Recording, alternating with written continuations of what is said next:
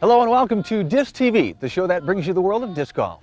I'm Brian Sullivan. This week it's part 2 of our coverage of the United States Disc Golf Championship here from Winthrop University in Rock Hill, South Carolina. Now the best of the best have gathered from across the land by invitation only to play against one of the toughest courses in the world. Who's going to be the winner? Today you will find out. So stay tuned because Disctv is on the air right now. Also this week, we'll take a closer look at one of Winthrop University's signature holes with tournament director Billy Crump. It's all about disc golf. This is Disctv. Good. Pause.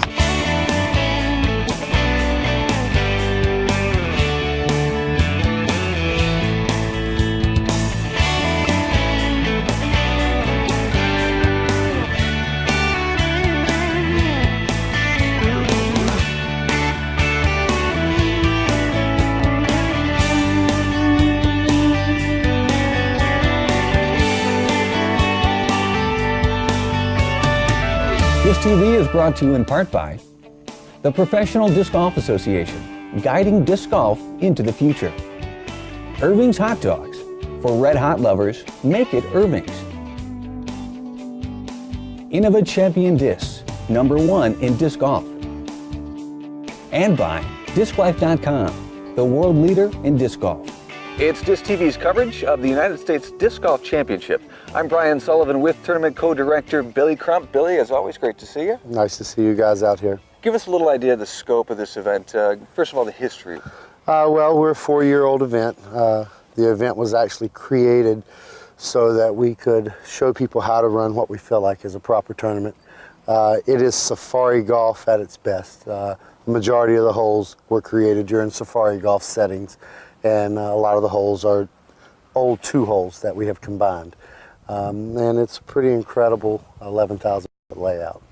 And for our viewers who are just beginning to understand what disc golf is all about, explain to me what safari disc golf means. Well, safari usually you see in the final 9, you'll see tournament directors combine 2, sometimes 3 holes to make it into 1 hole to where you really get to showcase the big arms. And we've got that with about every other hole out here. Of course, now we put a lot of OB in that really scares the big arms, but they still try to manage it. Lots of 10s and 12s on this course at any given time.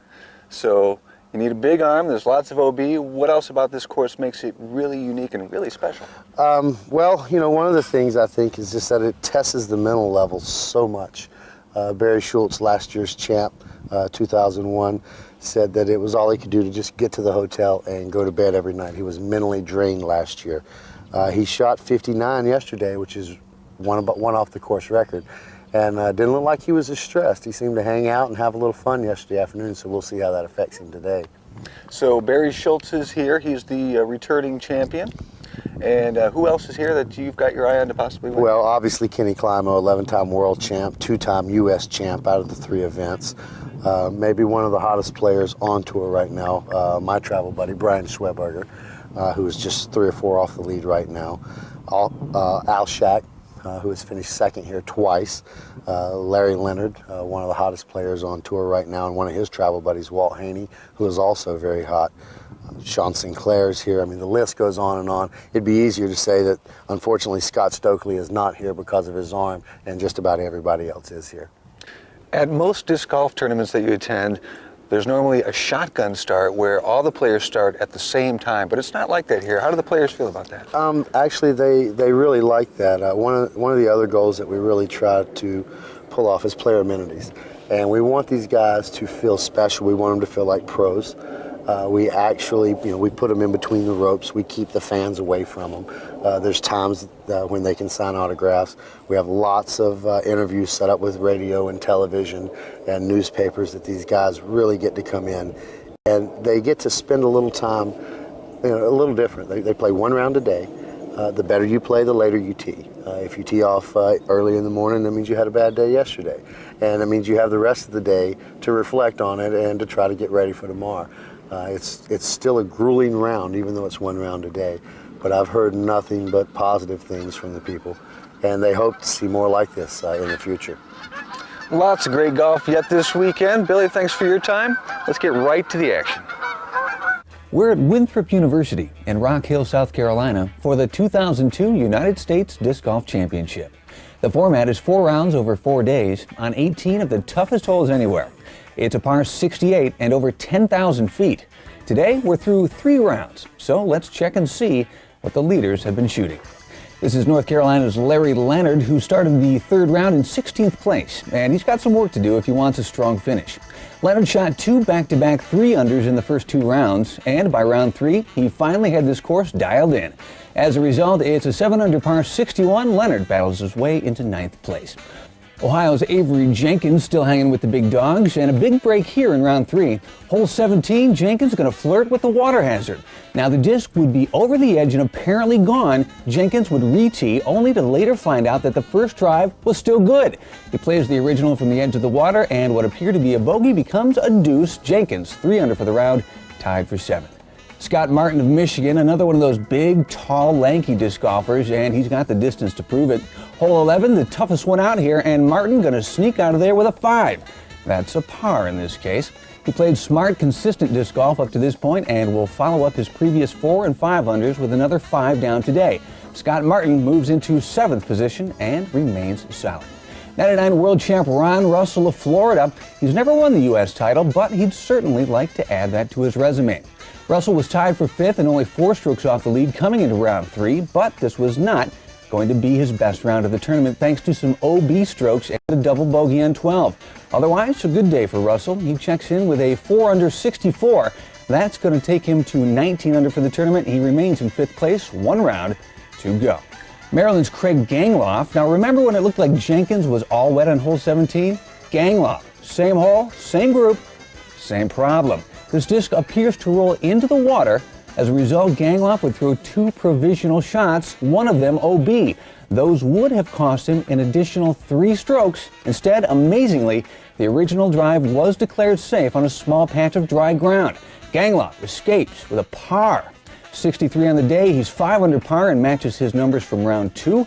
The guy is on a roll. He's going to hit this 25-footer uphill and 19 down for the tournament. Maryland's Craig Gangloff is poised to make a run for the top, currently in 4th place. Alabama's Mike Young, he came into the round in 6th place, 5 strokes off the lead. Now we've seen him work some of that worm magic in the past, and this was going to be one of those rounds. Approach of the day right here. Hole 18, 560 feet, and tricky as hell. Worm pops this one up the hill, and it just keeps going all the way to the basket. Nice way to finish the round. That's a birdie closer from Mike Young, who cards a 9-under par 59 in round 3, 22-under for the tournament. Young in 3rd place and 5 strokes out. Defending champ Barry Schultz of Wisconsin, he was 3 strokes off the lead at the start of today's round and is fully aware this is no time for slacking. He would step up to the challenge. Tasty approach here on 16. That one's going to be a birdie. It was nearly flawless disc golf from the champ, and the birds were coming to Schultz faster than an Alfred Hitchcock movie. The only stumble, a double bogey on 12, and despite the OB strokes, Barry Schultz turns in a new course record of 57. That's 11 under par. He's 26 down for the tournament. Schultz remains in 2nd place, trails by 1 behind this guy right here. He's 11-time world champion Ken Climo of Florida. Besides Schultz, Climo, the only guy to have ever won this event, and at the start of the round he was clearly confident and excited to take on this course. Nice approach here on 18 to cap the day. His philosophy, don't take bogeys. He did not. At least not many. A couple of OB strokes on holes 5 and 12 would take Climo off an otherwise record-setting pace in round 3. Staying out of trouble and hitting a high percentage of putts is the way Ken Climo gets it done, and his putts were money in round 3 as he worked to protect his lead from Schultz. The strategy pays off, and Ken Climo, who's going to hit here from 45 feet, cards a 9-under par 59 to put him 27 down for the tournament and earns a 1-stroke lead.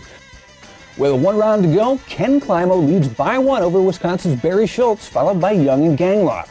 It's the 2002 U.S. Disc Golf Championship. Stay tuned. Coverage of the final round is coming up.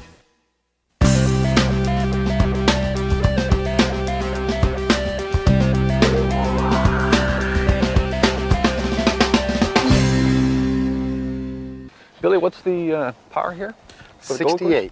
And what's the course record? Course record is 58 by Barry Schultz last year in the championship. Wow, that is some serious disc golf. Yeah, it's 68, 14 over the normal par. So Time to take a closer look at one of the holes that the pros are playing this weekend.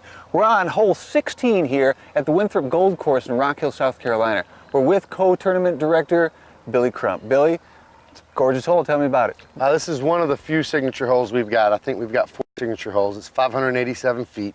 One of the most picturesque greens you'll ever see is it's an elevated green. Water all on the left, OB Road all on the right. And it's a demanding hole. You must, little room for error. How do most guys play this? Most guys do an air shot and they'll keep it out to the right to stay away from the water. The road's a little harder to reach and it makes it a little tougher on your second shot, but again, you just want to stay away from the water. Let's give it a throw. Billy, I gotta ask, is this a planned thing with the footwear? No, it's tournament director footwear. It's basic Gore-Tex waterproof socks for early in the morning with flip-flops. We just had so much going on. It was so busy today, I haven't had an opportunity to trade them out yet. And I'm just gonna go with it. I think it's a bold fashion statement. I like it.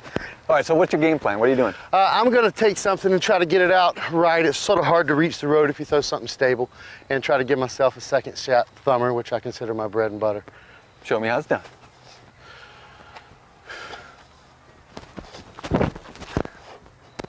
That's what taking 2 weeks off will do. I might be able to reach it from there.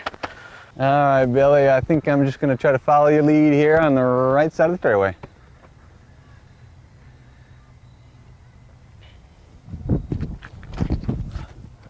High again. It'll still be all right. Might even stay in the fairway. Oh, kick back in the fairway, nice. That is a cool looking green, but it's a long way away from here, Billy. Yeah, it's a little farther than I anticipated being. I'm probably about 330, 340 feet away. That's a little out of thumber range. I'm gonna try and throw it around that tree. Well, the big hyzer? The big hyzer. All right, Stokely, show us how it's done then. See if I can do anything with that whatsoever.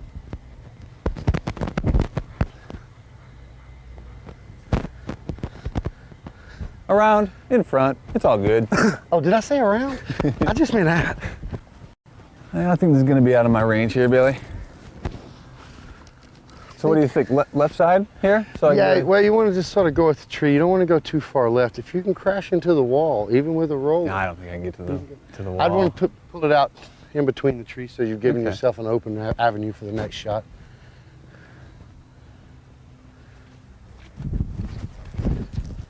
Nice pull. Come on. Come on back, come on back, come on back. Very nice pull, Sully. That's around the tree. Nice shot. Thanks. You can see the elevated green's going to come into play. I don't know if I can hot putt that far or not, Sully. This is my only chance to beat you, though, isn't it? You might have to hit this putt, because I'm feeling pretty good about mine. Up and down capabilities. Good run. I don't think it was ever high enough. I'm feeling this. Are you feeling this? I'm a little worried. I'm feeling this.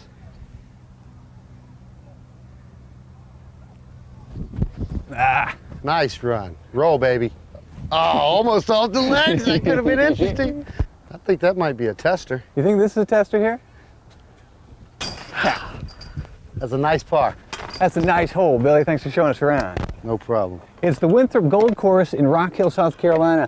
And Billy, if people want more information about the great disc golf here, where can they go? USDGC.com, or you can go to innovadisc.com. It's one of the finest, most challenging courses in the country. Come check it out here in South Carolina. As you may or may not know, some big changes happening in the PDGA amateur ranks for next year. Here to explain these changes to us is PDGA Regional Director Teo Posey. So Teo, what the heck's going on? Well, we have some big changes in store for 2003, and they primarily are focused on some changes to the way the amateurs are going to be set into divisions for tournaments. And we're going to take the current system, which was based on having divisions based on gender and age ranges, and we're going to be replacing that with a system that's based on skill levels, determined by the new rating system that we've been putting in place over the last few years. So let's see if we can, if I can figure this out, because I'm a little slow on these things. We've had in the past M1, 2, and 3, and then some junior level divisions. How is that going to change? When I go to an event next year as an amateur, what am I going to find?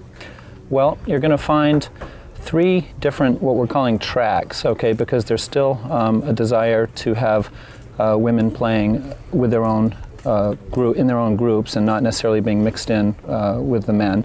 And there's also masters players have a strong desire to keep playing in the divisions that they've been in. Within the track, there's going to be 5 skill levels. The lowest level is called recreational, and that represents players at a rating of 774 or below. And what that means is people that are learning to play and just getting into the sport frequently, you know, and don't have their skills down in long throws, and they're just learning how to putt right, might be in that group. The levels above that go intermediate, advanced, expert, and then the top level is open, and that's from a level of 925 and above. And a lot of those players are players that are actually getting ready to go pro, and are really, you know, their game is really coming in, and they've been playing a lot. And now, I understand there's been some changes underway to the PDGA website as well, and I know that you're the man behind that now, so what's happening there? Well, we're taking the PDGA website, which Marty Hapner did such a great job for so many years in maintaining and growing and building, and we're enhancing it to have a lot more dynamic data and the types of information that members really like to see, such as their player rating, how they've done in tournaments. The tournament database for most tournaments now is a real database that you can search, and when you pull up the tournament results, you can click on your name, and then it takes you to a player page that shows you all of your results for tournaments, you know, to date and historically, and how much cash you've won this year, and how many points you've earned towards World's invitations. Very cool. It's fun, and players really seem to like that, and it's really one of the benefits of being a member of the PDGA. He's PDGA Regional Director Teo Posey. Teo, thanks so much for all the hard work you're doing for the organization. Thank you, Brian.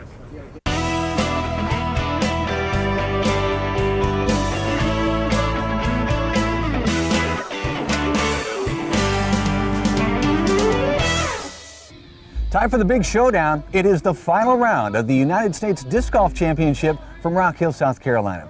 I'm Brian Sullivan with this week's guest commentator, Women's World Champion Des Redding. Des, great to see you. You too, Brian. I'm excited to be here. Oh man, and this is going to be an exciting finish. We've got Ken Climo in the lead by 1 over Barry Schultz. We'll be covering the leader card. Also on the card, Mike Young, he trails by 5. Craig Gangloff of Maryland trails by 8. What do you think is going to happen here? Oh, should be interesting. I have not seen Gangloff play. This will be the first time I get to see him.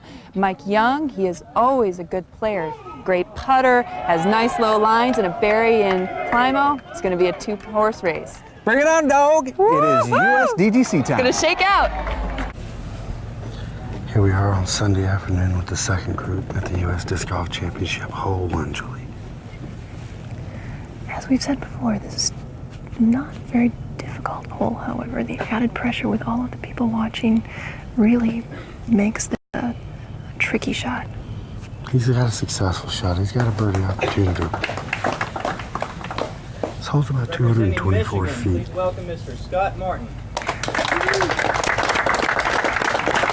There's a low clearance on this shot, and they've also added a mandatory so that the players aren't allowed to do the spike hyzer that we saw a little bit last year. Scott will be the only left-hander in this group, so they say this course is a little lefty-friendly. I would say that's probably true. However, this is not one of the holes where that's the case. Oh, he's throwing a beautiful shot right down the middle. That'll give him a good birdie opportunity. It's a good start. Representing Ohio, please welcome Mr. Avery Jenkins. Avery Jenkins. I think you can attest, Julie, that they're not accustomed to being in this kind of crowd and being delivered to the crowd this way. Very true. The clapping before each shot, that's got to be a little unsettling. Avery gets a little luck, and that's going to be an opportunity. It's going to be a scary putt, though. That shot looked a little low, but that's actually how a lot of the players throw this hole. Welcome Mr. Larry Leonard. Larry's out of Raleigh, North Carolina, and probably the most consistent and maybe the best player in the state. Larry has one of the most beautiful lines of any disc golfer I've seen. And we're off on hole 1. That's going to be a really nice shot when it settles in. And here we go. This is really a beautiful green. Avery's probably about 10 feet above that basket, Julie. And that is going to come into play with the land sloping away from the basket. He's not going to want to make this one go too long. Real important to get off to a good start here. But a 3 is not a bad score on any hole out here. 3 is fine right here. They all want a 2, but a 3 works. Scott Martin for a birdie attempt from about 20 feet. Scott's at 14 under par, tied with Avery Jenkins right now for 6th place. And that's a good start for Scott. Larry Leonard now from about 15 feet, a mere tap in for him. He misses very few of those.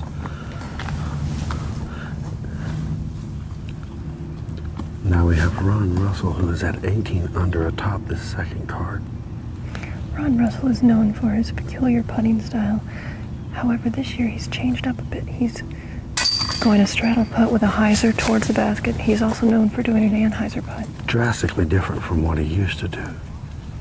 However, still very, very successful with his putts. One of the few players that can actually change his style and yet lose nothing. Avery taps in for his par, and we'll move on to the next hole. Hole 2 now, 606 feet, par 4. Average score on this hole this week, just a little more than 4, and the leader, Climo, is off with a roller. For the roller, we saw 4 rollers go off yesterday from the lead card. I suspect everyone would do the same. The roller from this pad is a pretty safe shot as you're going to end up right, and there is a fence there to block you, so it's virtually impossible to go OB unless you really gag your shot. This is a gag off. Oh. And I did say something about a gag. And yep, at least he's safe. So gang off of an early branch, he gets knocked down, and he's going to be well short. Well, sure, interesting play. I doubt he's ever been there.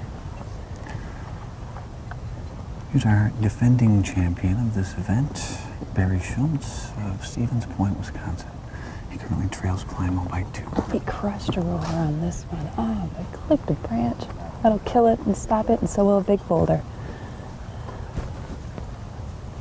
So Schultz going off the branch as well.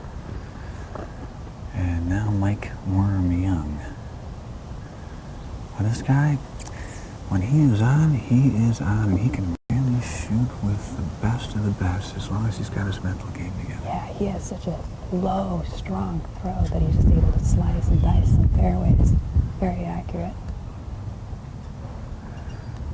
Worm right now, trailing the leader by 6.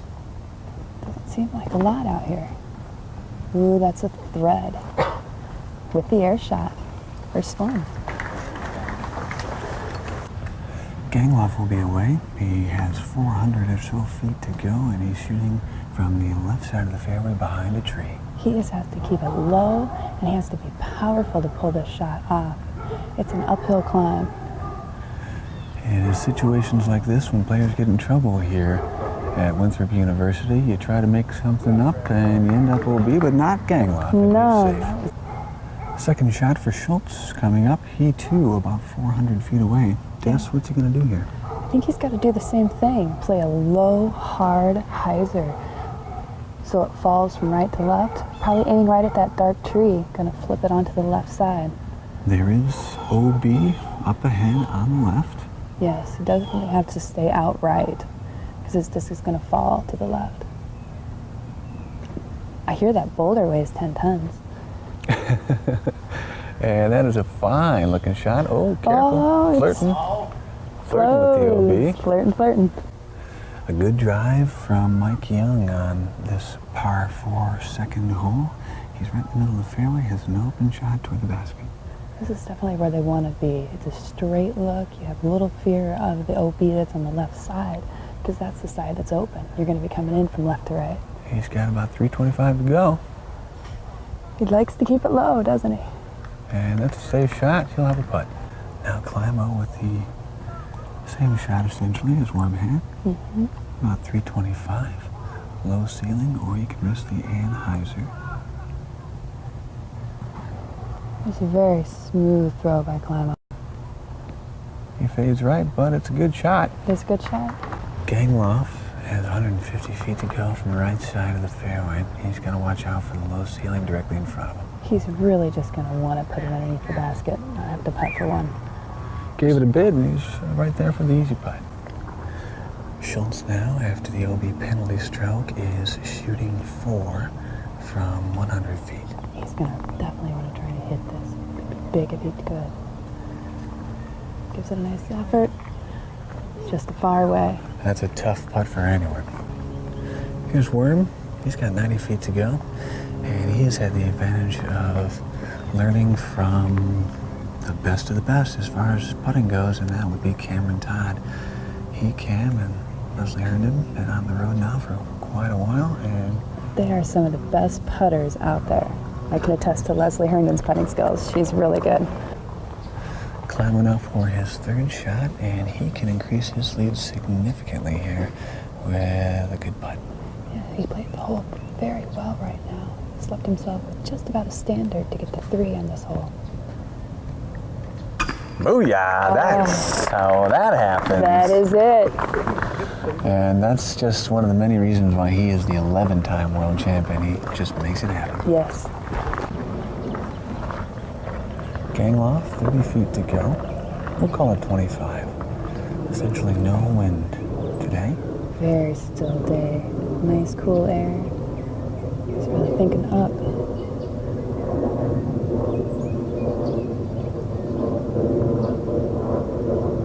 He takes his time, and it's worth the patience as Craig Gangloff bangs that one in. You have to hit those to be able to compete.